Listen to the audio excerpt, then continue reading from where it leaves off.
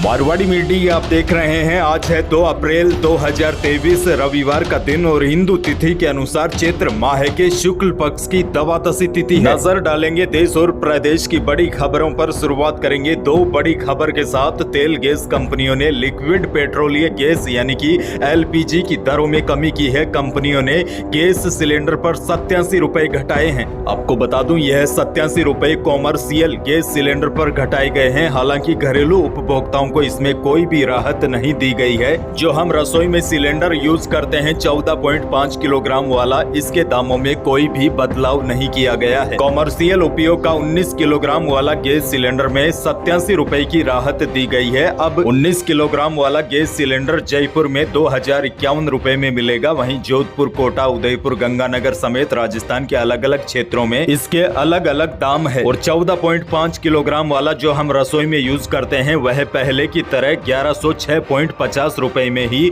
मिलेगा। आगे बढ़ते हैं। राजस्थान में BPL और उज्ज्वला योजना में शामिल परिवारों को गहलोत सरकार 500 रुपए में गैस सिलेंडर देगी। इसके लिए सरकार इन परिवारों के खातों में सब्सिडी भेजेगी। यानी कि एक बार तो जब आप सिलेंडर लोगे तो आपको पूरे पैसे देने होंगे। उसके बाद BPL कनेक्शन धारकों को 610 रुपए सब्सिडी मिलेगी, जबकि उज्ज्वला कनेक्शन वालों को 410 रुपए सब्सिडी मिलेगी। क्योंकि उज्ज्वला कनेक्शन धारकों को केंद्र सरकार पहले से ही 200 रुपए सस्ता सिलेंडर दे रही है और अब सरकार ने आदेश भी जारी कर दिए हैं। और बड़ी बात यह भी है, इस योजना के तहत गैस सब्सिडी का लाभ लेने के लिए कनेक्शन धारकों को अपना बैंक खाता जन आधार कार्ड से लिंक करवाना होगा। अगर बैंक खाता जन आधार कार्ड से लिंक नहीं होगा तो सब्सिडी नहीं आएगी। आगे बढ़ते हैं। अमूल दूध ने एक बार फिर कीमतों में बढ़ोतरी कर दी है। अमूल ताजा, शक्ति, टी स्पेशल, काऊ मिल्क, बफेलो मिल्क समेत कई ब्रांड्स के दामों में 2 रुपए तक की बढ़ोतरी की गई है। हालांकि यह बढ़ोतरी सिर्फ गुजरात में की गई है, क्योंकि इससे पहले बाकी राज्यों में कीमतें पहले से ही बढ़ा दी गई थी।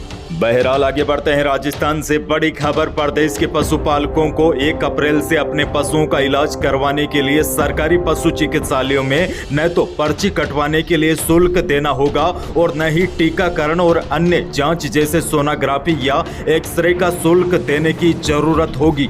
दरअसल मुख्यमंत्री अशोक गहलोत ने बजट में इसकी घोषणा की थी, जिसकी पालना में पशुपालन विभाग ने अब निर्देश भी जारी कर दिए हैं, जिसके मुताबिक 1 अप्रैल से सभी प्रकार के टेस्ट और टीके जैसे MFT, ब्रुसेला, PPR आदि भी निःशुल्क कर दिए हैं। और पशुओं के इलाज के लिए जो रजिस्ट्रेशन शुल्क लिया जा रहा था वह भी अब समाप्त कर दिया है।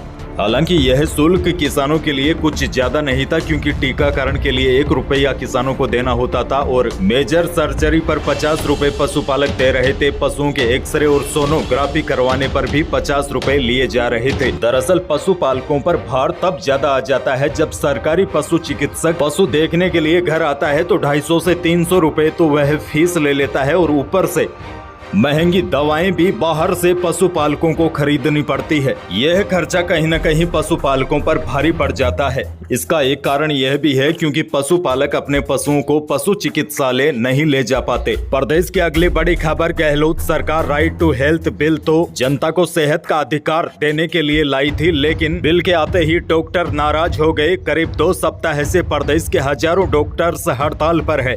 मरीज इलाज के लिए एक दूसरे अस्पतालों में चक्कर काटने को मजबूर है।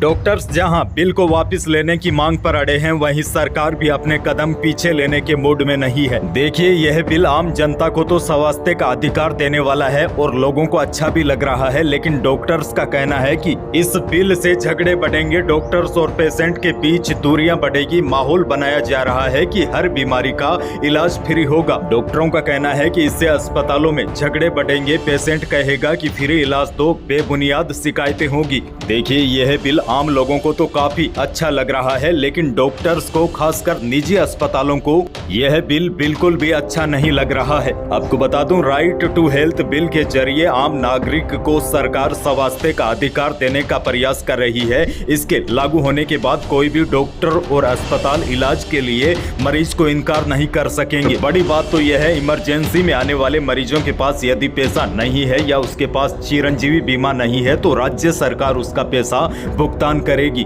वहीं प्राइवेट डॉक्टर्स का कहना है कि सरकार कहती है कि वह इमरजेंसी सेवाओं का पैसा उन्हें देगी, मगर सरकार की ओर से पैसा समय पर कभी नहीं आता, यानी कि मामला पैसे पर आकर अटक रहा है। इसीलिए यह बिल प्राइवेट अस्पतालों को बिल्कुल अच्छा नहीं लग रहा है, इसीलिए डॉक्टर्स हड़ताल पर है और मरीज परेशान है। इस मामले को लेकर सीएम गहलोत ने कहा है कि डॉक्टरों को हड़ताल खत्म करनी चाहिए और अगर उनकी कोई गलतफहमी है तो वह भी हम दूर करने की कोशिश करेंगे। आगे बढ़ते हैं। प्रदेश के सरकारी और मान्यता प्राप्त निजी स्कूलों में अध्ययनरत 9वीं और 11वीं कक्षा के छात्रों की वार्षिक परीक्षाएं 13 अप्रैल से शुरू होगी। 13 अप्रैल से समय सारणी भी जारी हो चुकी है। आगे बढ़ते हैं, लेकिन उससे पहले प्रदेश के मौसम को लेकर बड़ी अपडेट आ चुकी है। पूरे राजस्थान में बदले मौसम के करवट की वजह से फिर से रात में ठंडक बढ़ गई है। इसके साथ ही विभिन्न क्षेत्रों में बारिश और ओलावृष्टि से फसलों को काफी नुकसान पहुंचा है। खेतों में मौजूद फसलें चौपट हो गई है और बड़ी बात यह है, बीते 4 साल में चैत्र मास में सबसे ज्यादा 7 बार मेघ मेहरबान रहे हैं। और किसानों के लिए चिंता की खबर एक और है। भले ही आज 2 अप्रैल को मौसम साफ रहेगा, लेकिन 3 अप्रैल से एक बार फिर प्रदेश का मौसम बिगड़ सकता है। उत्तर भारत में एक नया वेस्टर्न डिस्टर्बेंस एक्टिव होगा, जिसका प्रभाव राजस्थान के उत्तरी हिस्सों में देखने को मिल सकता है। गंगानगर, हनुमानगढ़, चूरू, झुंझुनू, बीकानेर, सीकर में 3 अप्रैल को कहीं कहीं पर गरज चमक के साथ बारिश और कहीं कहीं पर ओले गिरने की आशंका है। हालांकि शेष राज्य में अगले 1 सप्ताह तक मौसम शुष्क रहने का अनुमान है। बहरहाल आगे बढ़ते हैं। जोधपुर आए केंद्रीय कृषि राज्य मंत्री कैलाश चौधरी ने कहा है कि केंद्र की ओर से फसल खराबे के नुकसान की भरपाई के लिए सभी राज्य सरकारों को फंड दे दिया गया है। ऐसे में गहलोत सरकार को भी किसानों को फसल खराबे का मुआवजा देना चाहिए। इस दौरान किसानों की टोल माफी के मुद्दे पर केंद्रीय मंत्री ने कहा कि भारत सरकार हमेशा किसानों के साथ रही है। प्रदेश की पूर्व की भाजपा सरकार ने स्टेट हाईवे का टोल माफ कर दिया था, जबकि गहलोत की सरकार बनने के बाद स्टेट हाईवे टोल टैक्स किसानों से वापस चालू कर दिया गया। उन्होंने कहा कि भाजपा की सरकार बनने पर इस पर फिर विचार किया जाएगा और किसानों का टोल माफ किया जाएगा। देश की एक और बड़ी खबर, मारुति सुजुकी इंडिया ने अपनी सबसे popular entry level car Alto 800 को बंद कर दिया है। हालांकि इसकी ऑफिशियल घोषणा नहीं हुई है, लेकिन मीडिया रिपोर्ट्स के अनुसार अल्टो 800 सबसे ज्यादा बिकने वाली कार के प्रोडक्शन पर कंपनी ने रोक लगा दी है। अब एंट्री लेवल सेगमेंट में मारुति के लाइनअप में अल्टो K10 मिलेगी। यही थी आज की बड़ी और महत्वपूर्ण खबरें। वीडियो को लाइक करना बिल्कुल न भूलिए और चैनल पर नए हैं तो सब्सक्राइब भी कर लीजिए ताकि आप अपडेट रहे बड़ी खबरों से। धन्यवाद।